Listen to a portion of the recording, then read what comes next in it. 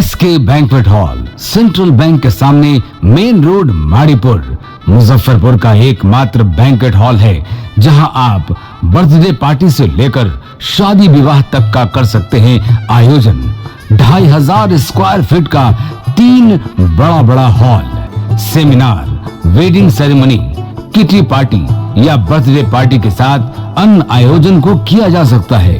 24 घंटे बिजली पानी के अलावे पार्किंग और लिफ्ट की सुविधा है उपलब्ध। फुल्ली एयर कंडीशन, 1 2 नहीं 18 बाथरूम और कई कमरे हैं उपलब्ध।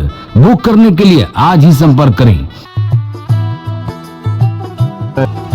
एरिया वाइज एक फ्लोर का एरिया 2500 स्क्वायर फीट है। फर्स्ट फ्लोर का, सेकंड फ्लोर का भी सेम है, थर्ड फ्लोर का भी सेम है, फोर्थ फ्लोर का भी सेम है। ये मैरिज के लिए सबसे अच्छा है क्योंकि बड़ा एरिया, आप चाहे तो 1000 आदमी का भी पार्टी इसमें कर सकते हैं, 500 का भी कर सकते हैं, 200 100 का भी करना हो, कोई बर्थडे करना हो, कोई भी पार्टी करना हो तो आप इसमें आराम से कर सकते हैं क्योंकि 3 हॉल है एक साथ में, तो आप बड़ा से बड़ा भी पार्टी इसमें कर सकते हैं। इस शो के प्रायोजक है मां भवानी डेकोर प्राइवेट लिमिटेड, मतलब a complete floor solution, new 0 mile, Dadar road, Muzaffarpur.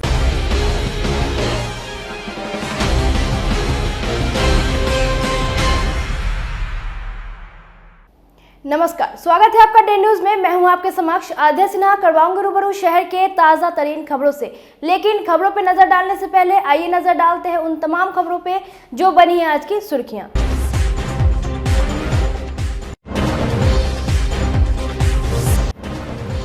एक वीडियो से परेशान हो गई मुजफ्फरपुर पुलिस, जबरन उठाई गई लड़की की तलाश शुरू, की जा रही है कार सवार लोगों की पहचान।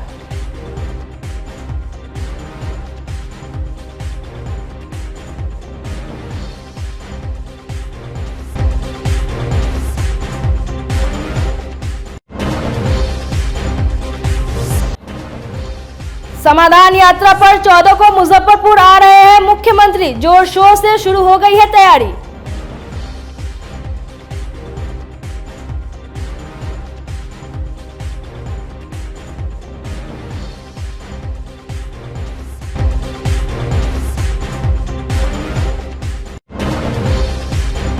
और फ्रेंडली क्रिकेट मैच में पत्रकार 11 ने पुलिस 11 को किया पराजित। वहीं मोतिहारी की टीम ने राजगीर को पराजित कर ललित विजय फुटबॉल प्रतियोगिता के फाइनल में किया प्रवेश।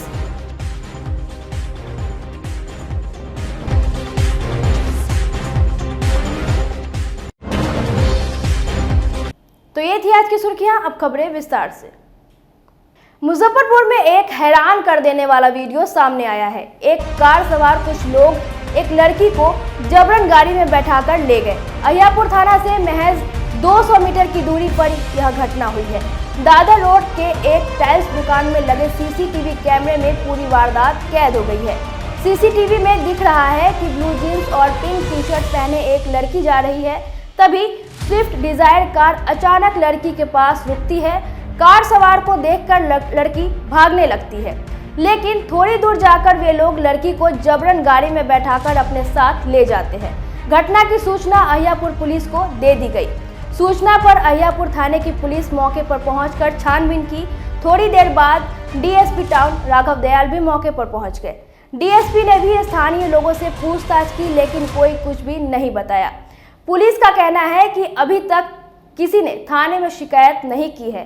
कार के नंबर से सभी लोगों का पता लगाया जा रहा है।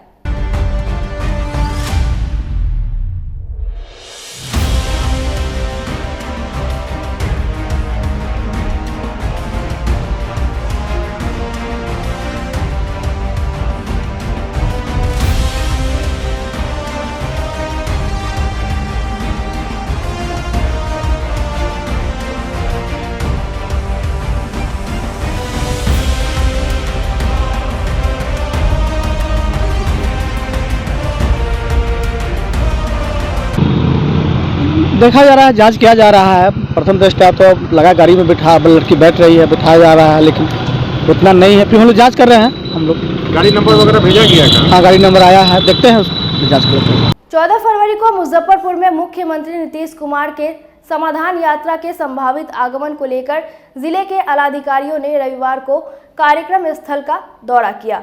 एसडीओ पूर्वी और डीडीसी आशुतोष द्विवेदी सहित अन्य अफसरों ने हेलीपैड स्थल का निरीक्षण किया। एसडीओ पूर्वी और DDC Ashutosh Dwivedi police line मैदान पहुंचे और मैदान के चारों ओर घूमकर सुरक्षा और भौगोलिक स्थिति का जायजा लिया। एसडीओ पूर्वी ज्ञान प्रकाश ने बताया कि 14 फरवरी को मुख्यमंत्री के आगमन को लेकर हेलीपैड का निर्माण पुलिस लाइन में कराया गया है, जहां से मुख्यमंत्री सिटी पार्क में जॉर्ज फर्नांडिस की प्रतिमा पर माल्यार्पण कर आईसीसीसी बिल्डिंग का निरीक्षण करेंगे। उसके बाद सकरा वाजिद गांव में उनका कार्यक्रम होगा। मुजफ्फरपुर जिला में मुख्यमंत्री का 14 तारीख को आगमन है और उसी के लिए हेलीपैड के लिए हम लोग जगह निरीक्षण कर रहे हैं और वहाँ भी जहाँ प्लेस है वहाँ भी हेलीपैड ऑलरेडी जगह चिन्हित कर दिया गया है और यहाँ पर जो आपको पुलिस लाइन है यहाँ भी 2 हेलीपैड बनाने का हम लोग का प्रस्ताव है और उसी के लिए अभी हम लोग एक्जीक्यूटिव इंजीनियर डीडीसी सर और टाउन डीएसपी सभी को हम लोग यहाँ पर मौजूद हैं और ग्राउंड का निरीक्षण करा के 2 हेलीपैड के लिए जो जगह होगा उसी को निर्धारित करेंगे। कार्यक्रम कहाँ पर, क्या कुछ कार्यक्रम होगा? कार्यक्रम तो हम लोग का मुजफ्फरपुर में और फिर सकरा ब्लॉक में 2 जगह मिनिमम होगा और उसी के तहत हम लोग अपना कार्यक्रम भी तैयार कर रहे हैं। सारी तैयारी उसी को ध्यान में रखते हुए की जा रही है। सकरा ब्लॉक में कौन कौन से पंचायत? सकरा ब्लॉक में जो पंचायत है वो सकरा वाजिद है, बिशनपुर बखनगरी है और भी बहुत सारे पंचायत है, तो सबको बेहतर करने का प्रयास किया जा रहा है। अंतिम समय में निर्णय लिया जाएगा। शहर में भी उनका कोई कार्यक्रम होगा? हाँ, शहर में भी है। यहाँ भी हम लोग नगर भवन के पास जो है इको पार्क है, वहाँ हम लोग प्रयास कर रहे हैं। मुजफ्फरपुर के कमरा मोहल्ला स्थित इमामबाड़ा और मस्जिद को लेकर मौलाना काजिम शबीब अपने विरोधियों पर लगातार हमलावर है। रविवार को बनारस बैंक चौक स्थित अपने आवास पर प्रेस वार्ता कर फिर एक बार वक्फ के मोतवल्ली पर निशाना साधा। मौलाना काजिम शबीब ने कहा कि 7 बीघा वक्फ की जमीन को भूमाफियाओं ने वक्फ बोर्ड से मिलकर अतिक्रमण कर लिया है। 3 बीघा जमीन मस्जिद और इमामबाड़े की बाकी था, उसे भी कब्जा कर लिया गया है, लेकिन मस्जिद और इमामबाड़ा से अतिक्रमण हटाने के नाम पर अतिक्रमणकारियों को बचाया जा रहा है। उन्होंने पूर्व डिप्टी मेयर मोहम्मद निसारुद्दीन छोटे का नाम लेते हुए कहा कि करबला पर कई एकड़ जमीन वक्फ की अतिक्रमण है, उसे हटाया नहीं जा रहा है। सिर्फ मस्जिद और इमामबाड़ा के नाम पर सभी मामलों को दबा दिया गया है। उन्होंने कमरा मोहल्ला जामा मस्जिद के वर्तमान इमाम पर भी निशाना साधा और कहा कि उन्होंने जुम्मे की नमाज के बाद झूठ बोला और समाज में भ्रम फैलाया। मोबाइल पर तस्वीर दिखाते हुए उन्होंने गंभीर आरोप लगाया, कहा कि वहां भूमाफियाओं का जमावड़ा लगता है और शराब पार्टी चलती है। कि जो कार्रवाई 22 जनवरी को हुई थी उसे इस तरह बयान किया जाए कि शहर का सारा इंक्रोचमेंट खत्म हो गया। सारा इंक्रोचमेंट शहर का खत्म हो गया। जो भी वक्फ की जमीन पे, मठ की जमीन पे, सरकार की जमीन पे, मतलब इंक्रोचमेंट कमरा महल्ला में था और वो खत्म हो गया। ये बड़ा अफसोसनाक है। आज इंक्रोचमेंट बढ़ गया। 7 बीघा इंक्रोचमेंट था वहां के ऊपर। अंचल का कागज मौजूद है, उसके पहले हमने दिखाया है। अंचल की रिपोर्ट है कि 7 बीघा जमीन थी और वो कागज फटा भी हुआ है वहां के ऊपर और जमीन भी जो है वो 3 बीघा रह गई है। उसमें भी लोग 3 बीघा जो जमीन थी उसे भी मुतवल्ली आबिद असगर ने अपने नाम पे करा लिया, जो वक्फ की है, जनता की है, धर्म की है कि नहीं। और सिर्फ इमामबाड़े के मसले को, इमामबाड़े की चाबी यहां से वहां कर दी, मस्जिद की यहां से वहां, जैसे होता है महंगाई बढ़ी तो हिंदू मुसलमान कर दो और उसी तरह जो है खत्म कर दो मामले को। उसी तरह यहाँ के ऊपर हुआ क्या भाई, तो इमामबाड़ा मस्जिद का मामला हो गया, खत्म हो गया। सभी इंक्रोचमेंट बड़े बड़े लोगों का बचा हुआ है, पूरे शहर में बचा हुआ है। आपको जानकर बहुत ताज्जुब होगा किस तरह इंक्रोचमेंट जो है वो शहर के अंदर है। जावेद अख्तर गुड्डू का है, निसारुद्दीन छोटे का, जो हम लोग ने दिखाया पेपर बाजाबती, इसमें भी अभी जिसमें डीएम ने कहा फोर्सिबली उसको निकाला जाए और 5 महीना हो गया आज तक उसको नहीं निकाला गया है और जिसका ऑर्डर नहीं था उसको खाली कर आके तमाशा हो गया। इसको लेके एक भ्रम फैलाया जा रहा है। तो अब उसमें जुमे के दिन एक बहुत बड़ा झूठ बोला गया मस्जिद के बाहर, ये अफसोसनाक है। और जिसमें वक्फ बोर्ड का मुतवल्ली था, उसके कुछ मसलमैन थे, उसमें एक शख्स असद यावर है जिसका खुद इंक्रोचमेंट है, जिसने खुद गलत तरीके से जमीन खरीदी और फिर बेच रहा था। वो यही पक्की सराय के पास जो सुगा बेगम स्टेट के ऊपर। तो उसने ये कहा कि 50 आदमी जो है वो पहले नमाज में आते थे और आज 650 आदमी नमाज में आए। अब बताइए, मीडिया वाले आप मौजूद हैं, आप देखते रहते हैं कि कितने नमाज वाले आते थे। रमजान के आखिरी जुमा में 1500 लोग होते थे। आम दिनों में जुमा में कम से कम 400, 350, 400 लोग हमारे यहाँ होते थे और ये कह रहे हैं कि 50 जो है वो आते थे उस जमाने में, आज 550। इस तरह से मस्जिद के दरवाजे पे झूठ बोला जाएगा अपने गलत कामों को। और उसके बाद हमने एक बात कही थी, वो बात क्या थी आपके नजरों के सामने है। वो बात क्लियर है कि इमामबाड़े की तौहीन हुई, वक्त इनक्रोचमेंट तो खाली नहीं हुआ, इमामबाड़े की तौहीन हुई, इसलिए कि वहां शराब चली। सुनने में आ रहा है, जनता कह रही इंक्वायरी कीजिए, जनता कह रही है। हमारे पास 2 फोटो है जो इमामबाड़े के बाथरूम में शराब की बोतल रखी है। अब ये कौन पी रहा है? हमने तो प्रशासन नहीं कहा, ये प्रशासन को भड़काने के लिए कह रहे प्रशासन पी रहा है। हमारा कहना है कि जो इमामबाड़े की मस्जिद की जमीन बेच देता हो वो शराब नहीं पी सकता है। किसने बेचा इमामबाड़े की जमीन? और असद यावर जो ये कह रहा है कि 50 पहले आते थे, आज 650 आ रहे, हमको लगता है यही तो नहीं शराब पी के नशे में बोल रहे हैं। कोई आदमी शराब के नशे में जो चाहता है बोल जाता है। प्रशासन को भड़का रहे हैं मेरे खिलाफ। अरे हमने कहा इमामबाड़े में शराब चली, फोटो है इमामबाड़े के छत पे या किनारे हॉल में ना चली हो तो फोटो है, फॉरेंसिक जांच कीजिए। जनता कह रही है, जनता को गवाही के तौर पर लाएंगे। ये भड़काने के लिए शुरू कर दिया। प्रशासन को कह रहे हैं कि शराब पी। हमने कब कहा प्रशासन तुमको क्यों आग लगी दिल में? तुम शराब पीते हो क्या? लेकिन इतना जरूर है कि इंटरव्यू जो ये दे रहा है कि पहले 50 आदमी आते थे, आज 500 लोग आ रहे हैं, तो ये क्लियर सी बात है कि ये लगता है कि नशे में बोल रहे हैं। मुजफ्फरपुर स्पोर्टिंग क्लब की ओर से मुजफ्फरपुर के खुदीराम बोस मैदान में चल रहे द्वितीय राज्य स्तरीय ललित विजय फुटबॉल प्रतियोगिता के पहले दिन सेमीफाइनल मुकाबले में रविवार को स्पोर्ट्स क्लब मोतिहारी की टीम ने Rajgir sub division football club को 4-0 से पराजित कर फाइनल में स्थान पक्का कर लिया। प्रतियोगिता का उद्घाटन डॉक्टर विजेश कुमार, TN वर्मा, त्रिलोकीनाथ प्रसाद, सुषमा देवी, अश्विनी खत्री सहित उपस्थित गणमान्य लोगों ने किया। सभी ने दोनों टीमों के खिलाड़ियों से परिचय प्राप्त करने के बाद ललित बाबू के चित्र पर माल्यार्पण कर श्रद्धांजलि अर्पित की। मौके पर आयोजक सचिव चंद्रशेखर कुमार चंदू, राम नरेश ईश्वर, हरनाम सिंह, विजय कुमार, पंकज कुमार सहित कई अन्य लोग मौजूद रहे। सोमवार को दूसरा सेमीफाइनल यूनाइटेड क्लब सिवान और स्पोर्ट्स क्लब हरनाटाड वाल्मीकि नगर के बीच खेला जाएगा। मुजफ्फरपुर स्पोर्टिंग क्लब द्वारा आयोजित द्वितीय ललित विजय फुटबॉल टूर्नामेंट का पहला सेमीफाइनल आज खेला जा रहा है, जो मोतिहारी और राजगीर के बीच खेला जा रहा है। अभी तक मोतिहारी टीम 2-0 से आगे है। इसका फाइनल मैच 7 तारीख को खेला जाएगा, 7 फरवरी को। इस टूर्नामेंट में जितने भी टीम भाग लिए हैं, 6 टीम भाग ली है इस टूर्नामेंट में। Sheetalpur sports club Munger, sports club Harnatar, united club Siwan, Rajgir sub division football club, sports club Motihari और Muzaffarpur sporting club. Muzaffarpur sporting club पहले दिन हारी है राजगीर से। यही है इस टूर्नामेंट का अभी तक। कल दूसरा सेमीफाइनल है जो हरनाटार और यूनाइटेड क्लब सिवान के बीच खेला जाएगा। सबसे दिक्कत यहाँ ये है कि फुटबॉल ग्राउंड तो है, सब कुछ है, हम लोग सारा मेहनत करके इसका इनक्रोजर करवाए थे। गलती से 26 जनवरी के लिए प्रशासन इसको तोड़ दिया।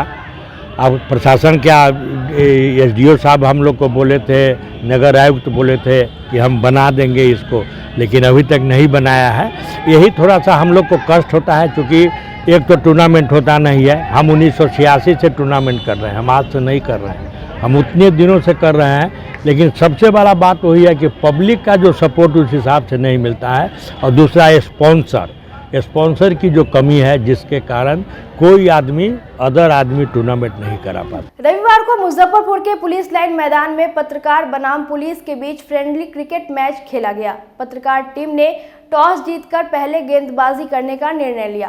पहले बल्लेबाजी करते हुए पुलिस टीम ने 16 ओवर में 144 रन का एक बड़ा स्कोर खड़ा कर दिया। जवाब में उतरी पत्रकार टीम ने 9 गेंद शेष रहते 145 रन बना लिए। Best batsman Babuldeep Singh, best fielder Chandan Singh और बेहतरीन बल्लेबाजी के लिए गुलशाद को मैन ऑफ द मैच दिया गया। पुलिस टीम के प्रशांत कुमार को बेस्ट बॉलर का अवार्ड दिया गया।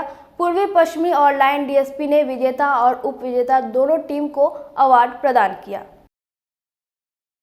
और अच्छा समन्वय रहा है। हम इसी समन्वय के साथ जो है पत्रकार में इतना समन्वय जितना आज रहा है उतना कभी नहीं रहा है।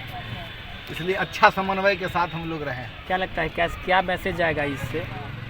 संदेश क्या रहेगा? संदेश एक अच्छा संदेश है। पुलिस और पत्रकार के बीच जो मैच जो है उसको लेकर के एक अच्छा संदेश जाएगा ही बेहतर माहौल समाज हमारे जो पत्रकार हैं, जो पत्रकार मित्र हैं, दिन भर खबरों के पीछे भागते हैं, लेकिन थोड़ा अपने फिटनेस पे भी ध्यान देना होता है। तो इस तरह के खेल से उनको फिटनेस के प्रति भी झुकाव होगा और अपने फिटनेस को मेंटेन करेंगे। और हम अपने सभी पत्रकार भाइयों से ये अनुरोध करते हैं कि अपने फिटनेस पे ध्यान दीजिए। आप भी टीम में जगह बना सकते हैं और जो इस बार टीम में नहीं शामिल हुए उनको निराश नहीं होना है। हाँ, पुलिस सप्ताह में हम लोग और बेहतर टीम उतारेंगे और आप सभी पत्रकार भाइयों को एक शानदार जीत पे बधाई। मुजफ्फरपुर के आमगोला पड़ाव पोखर के पास शनिवार से चल रहे 7 दिवसीय भगवत महाज्ञान यज्ञ के दूसरे दिन रविवार को कथावाचक आचार्य सत्यनारायण स्वामी ने भगवान के 12 अवतार की कथा, जय विजय की असुर जन्मों की चर्चा, भगवान श्री कृष्ण के चरित्र का वर्णन, देव माता अदिति के पुत्रों की चर्चा, ध्रुव चरित्र और पार्वती जी के विवाह की कथा वाचन किया। कथा के दौरान संगीत में भजनों की प्रस्तुति से श्रद्धालु घंटों आनंदित होते रहे। मौके पर कथा प्रभारी राकेश पटेल, अशोक कुमार सिंह, संजीव झा, रंजन ओझा, अनंत कुमार सिंह, पूर्व पार्षद रामेश्वर पासवान, अधिवक्ता जूही प्रतिमा, कृष्ण कुमार सहित सैकड़ों श्रद्धालु मौजूद रहे। आज कथा का दूसरा दिन है। आज हमारे सत्यनारायण स्वामी जी जो हमारे कथावाचक हैं वो राजा दक्ष की कहानी बता रहे हैं कि किस तरह राजा दक्ष के घर में यज्ञ का आयोजन होता है और माता सती को निमंत्रण नहीं मिलता है, किंतु माता सती अपने मैके जाने के लिए बहुत भोलेनाथ को बोलते हैं कि मैं जाऊंगी और वो राजा दक्ष के यहाँ से कोई निमंत्रण नहीं आता है, लेकिन भोलेनाथ के बिना अनुमति के और बिना वहाँ से निमंत्रण आए जब राजा दक्ष के यहाँ अब अपने घर पे पहुँचती है सती जी, तो उनको बहुत से अपमानित महसूस होता है। उनकी सखी सहेलियाँ सब भी बाबा भोलेनाथ के ऊपर कटाक्ष करते हैं, जिससे बहुत ज़्यादा आक्रोशित होती है और आकर्षित होकर माता सती जो है वो अग्नि का आह्वान करती है और उसी सती में अग्नि में वो विलीन हो जाती है और अपने को पूरा प्राण को त्याग देती है। और ये जब प्राण त्यागते, जब बाबा भोलेनाथ को इस बात का पता चलता है तो बहुत वो तांडव करते हुए उनके शरीर को लेके भागते हैं। जो जहाँ उनकी सती का शरीर गिरा है वो आज भी शक्तिपीठ के स्थल के रूप में प्रचलित है। इसी प्रसंग को आज हमारे कथा के माध्यम से स्वामी जी इसका वर्णन कर रहे हैं। आज दूसरा दिन है, धीरे धीरे निरंतर भीड़ बढ़ रही है और लोग महिलाएं खासकर इसमें प्रेजेंटेंस हो रही है, उपस्थित हो रही है। ये 10 तारीख को इसका समापन होगा विशाल भंडारा के साथ। 10 तारीख को इसका एक विशाल भंडारा हो रहा है और परसों यानी कि मंगलवार को विशेष तरह से बच्चों का 2 दिन का प्रशिक्षण होगा। अभी जो आप देख रहे हैं कि देश में गुरुकुल की परंपरा समाप्त हो गई है। जब पहले बच्चे गुरुकुल में पढ़ते थे तो हमारे संस्कृति और हमारे सभ्यता के साथ जुड़ के रहते थे, वो संस्कृति अब समाप्त हो गई है। मुजफ्फरपुर के साहू पोखर पूजा समिति की ओर से माघ पूर्णिमा के अवसर पर रविवार को साहू पोखर पर गंगा महाआरती की गई। पंडित अजय झा ने वैदिक मंत्रोच्चारण के साथ मां गंगा और भगवान शिव की षोडशोपचार पूजा कराने के बाद भोग लगाया और धूप दीप से आरती कराई। पूजा समिति संयोजक प्रभात कुमार ने कहा कि भगवान विष्णु आज के दिन क्षीरसागर अर्थात गंगा में निवास करते हैं और आज संत शिरोमणि रविदास जी की जयंती भी है, इसलिए आज के दिन जप तप पूजा और दान का विशेष महत्व है। आरती के दौरान ढोल मृदंग डमरू और झाल के साथ जय श्री राम और हर हर महादेव के जयकारे से पूरा वातावरण गुंजायमान हो गया।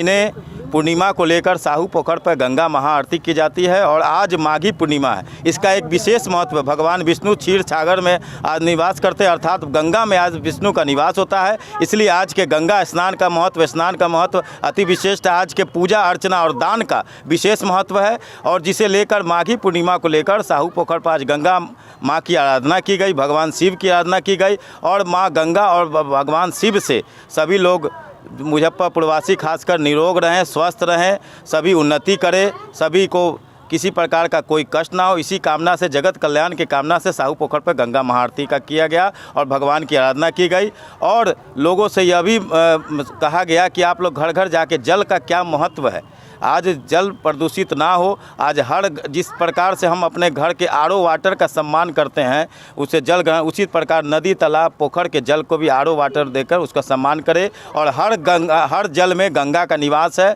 ऐसा मान के हमें हर जल का सम्मान करना चाहिए। भूहित सामाजिक संगठन की ओर से रविवार को मुजफ्फरपुर के दीवान रोड स्थित एक विवाह भवन में समीक्षा बैठक की गई। इसमें संगठन के 1 वर्ष के कामकाज की समीक्षा के साथ वर्ष 2023 के कामकाज की रणनीति तैयार की गई।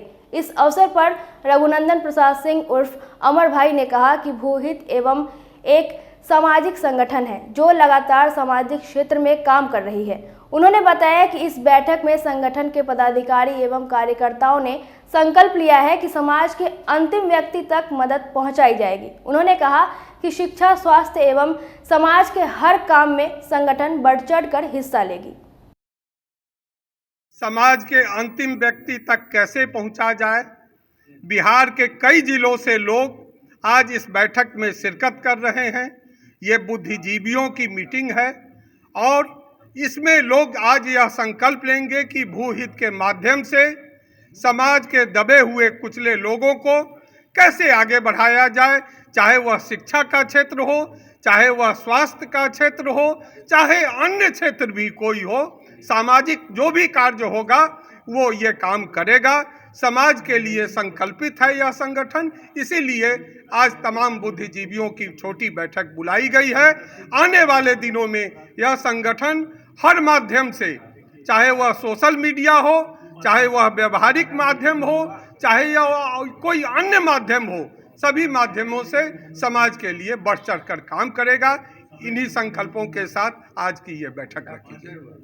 हमारा नाम रघुनंदन प्रसाद सिंह उर्फ अमर भाई के नाम से इस शहर में लोग जानते हैं, इस प्रदेश में लोग अमर भाई के नाम से।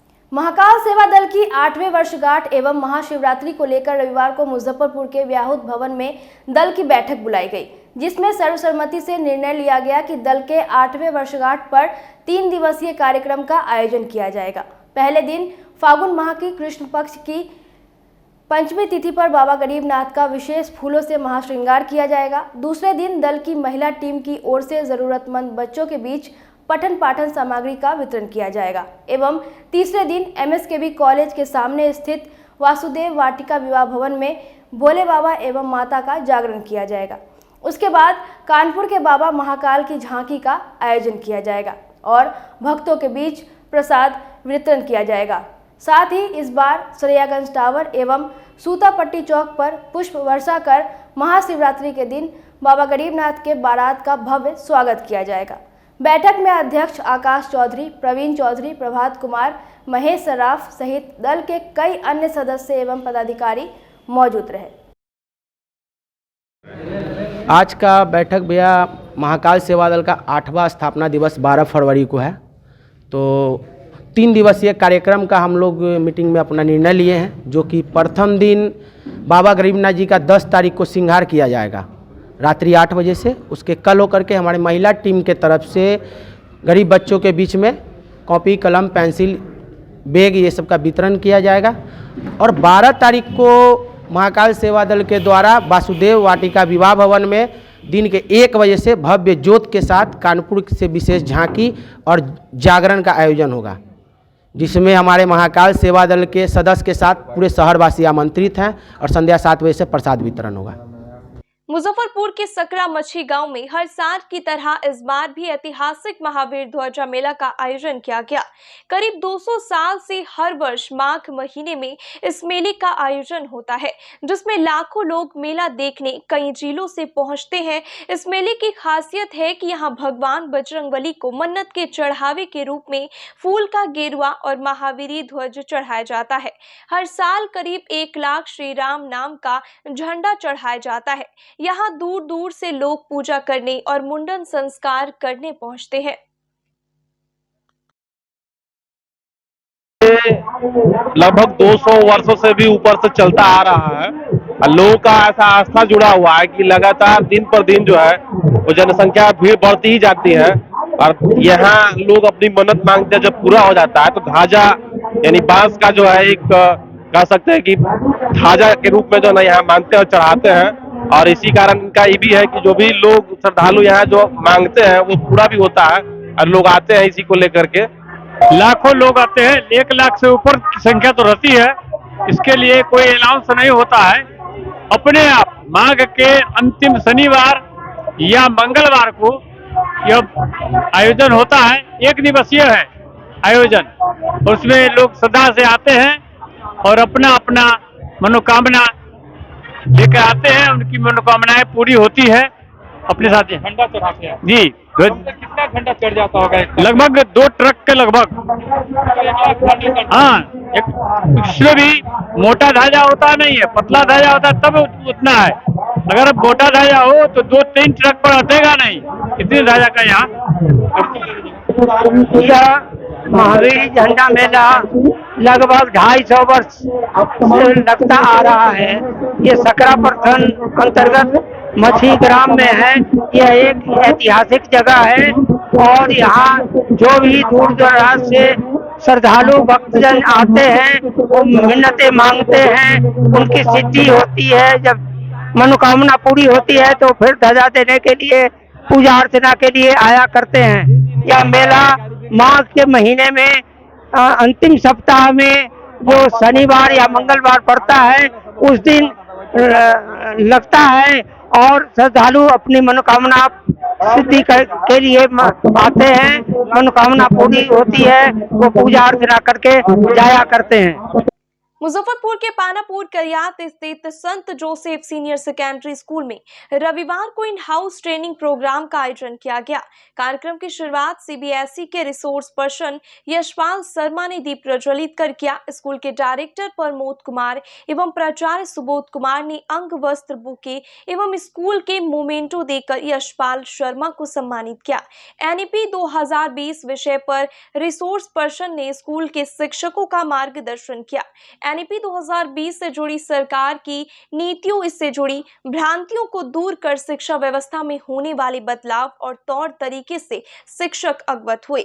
इस प्रकार के ट्रेनिंग प्रोग्राम से शिक्षक काफी लाभान्वित होंगे और भविष्य के नौनिहालों को एक अच्छा भविष्य चुनने में मदद करेंगे, जिससे विद्यार्थी देश और समाज को विकास की नई दिशा प्रदान कर सकेंगे। जी, ये एनईपी नेशनल एजुकेशन पॉलिसी 2020 जो गवर्नमेंट की नई स्कीम है, जिसमें थिंकिंग नई लानी है, लोग के हॉलिस्टिक डेवलपमेंट पे बात है, उस पर ट्रेनिंग की जा रही है और टीचर को इन्हांस किया जा रहा है ताकि वो आगे जनरेशन को तैयार कर सके 21वीं शताब्दी के हिसाब से।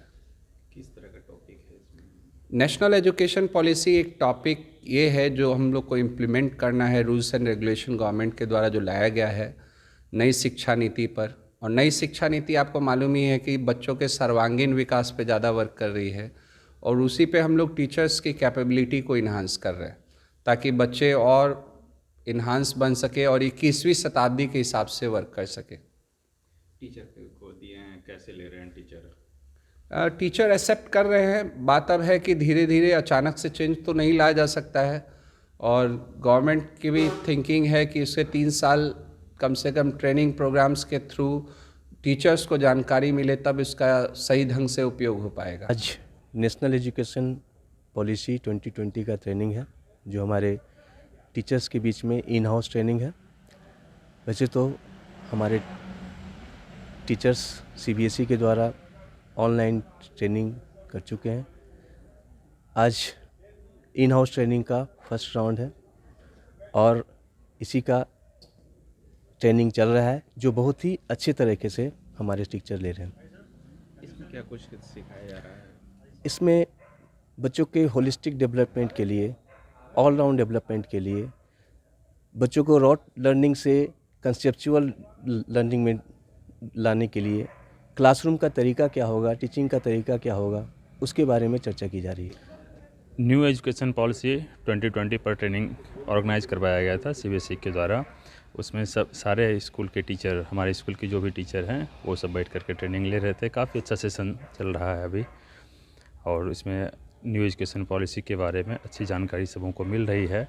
बदलते माहौल में किस तरह से टीचर को पढ़ाना है, किस तरह से क्लास में रहना है और सभी बातों के बारे में जानकारी दी जा रही है। यहाँ पे न्यू एजुकेशन पॉलिसी के बारे में जो 2002 में स्टार्ट हुई है उसके बारे में ट्रेनिंग दी जा रही है कि कैसे हम आने वाले समय में मतलब एजुकेशन सिस्टम इसको अडॉप्ट कर सकते हैं और जो परिवेश बदल रहा है उसमें बच्चों को हम कैसे इसके बारे में बताएं, सिखाएं। एजुकेशन मतलब क्या वैल्यू चाहिए, मोरल वैल्यू कैसे दे सकते हैं बच्चों को, ये सब इसके माध्यम से हम बता सकते हैं। यही सब ट्रेनिंग दी जा रही है। आज हम लोग अपने स्कूल के तरफ से ट्रेनिंग के लिए यहाँ आए हैं। ऐसे तो हम लोग बहुत कुछ इम्प्लीमेंट करते ही हैं बच्चों के ऊपर, लेकिन ट्रेनिंग से हम लोगों को बहुत कुछ जानकारी मिली। मोरल वैल्यू पे बात हुआ और हमारे गवर्नमेंट का जो इस प्रोजेक्ट पे वर्क हो रहा है उससे हम लोग रूबरू हुए और जो ट्रेनर हैं बहुत इम्प्रेसिव उनका स्पीच हो रहा है। बहुत बढ़िया, बहुत ही ज़रूरी चीज़ था, ये होना चाहिए। इस तरह का टाइम टू टाइम ट्रेनिंग हम लोग को मिले तो हम लोग के लिए या हम लोग बच्चों में दें, बच्चों में के लिए अच्छा करें। ये हमें कि स्कूलों का एक नॉर्म है जिसमें प्रतिवर्ष हर शिक्षक को 25 घंटा सीबीएसई ट्रेनिंग और 25 घंटा इन हाउस ट्रेनिंग करना कंपलसरी है और जिसके द्वारा बच्चे के लिए टीचर अपने को अपडेट करते हैं और उनको और बेहतर तरह से पढ़ा सके, इस योग्य बनते हैं। जैसा कि सारे लोगों को पता है, सरकार ने नई शिक्षा नीति 2020 तैयार की है, काम चल रहा है उस पर। तो आज जो हमने ट्रेनिंग कराया वो इन हाउस सीबीएसई ट्रेनिंग था जिसका विषय था NEP 2020 और इस ट्रेनिंग के द्वारा हमारे शिक्षक न्यू एजुकेशन पॉलिसी 2020 को समझेंगे, जानेंगे, इससे क्या फ़ायदा है, इसमें क्या उनको करना है, गवर्नमेंट की क्या पॉलिसी है, कैसे इम्प्लीमेंट करना है, यह सब सीख करके आने वाले समय में अपने बच्चों को, विद्यार्थियों को उस हिसाब से पढ़ाएंगे ताकि जो हमारा पुराना शिक्षा पद्धति है उसमें बदलाव हो और बच्चे जो पढ़कर तैयार हो उनको रोज़गार ढूंढने में कोई परेशानी ना हो।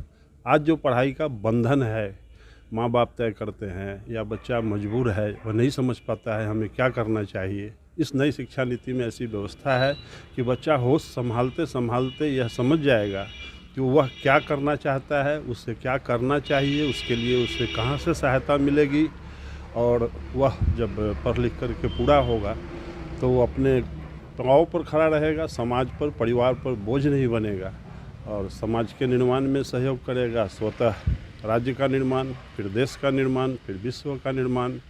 और उस पर ये बाध्यता नहीं होगी कि तुमको मैथ नहीं आता है तो तुम बेकार हो गए, तुम हिस्ट्री नहीं जानते हो तो बेकार हो गए। उसकी पूरी आज़ादी है। 9 ऑनवर्ड वह अपने पसंद का विषय चुने, अपने शिक्षकों का मार्गदर्शक ले और अपने लिए अपने कैरियर डिसाइड करे।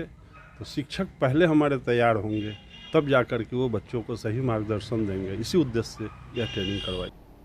आज के लिए बस इतना ही। कल फिर मिलेंगे कुछ नई खबरों के साथ। तब तक मुझे और मेरे पूरे न्यूज टीम को दीजिए इजाजत। नमस्कार। SK banquet hall, central bank के सामने, मेन रोड, माड़ीपुर, मुजफ्फरपुर का एकमात्र बैंक्वेट हॉल है जहां आप बर्थडे पार्टी से लेकर शादी विवाह तक का कर सकते हैं आयोजन। 2500 स्क्वायर फीट का 3 बड़ा hall, seminar, wedding ceremony, kitty party या बर्थडे पार्टी के साथ अन्य आयोजन को किया जा सकता है। 24 घंटे बिजली पानी के अलावे पार्किंग और लिफ्ट की सुविधा है उपलब्ध। फुल्ली एयर कंडीशन, 1 2 नहीं 18 बाथरूम और कई कमरे हैं उपलब्ध। बुक करने के लिए आज ही संपर्क करें।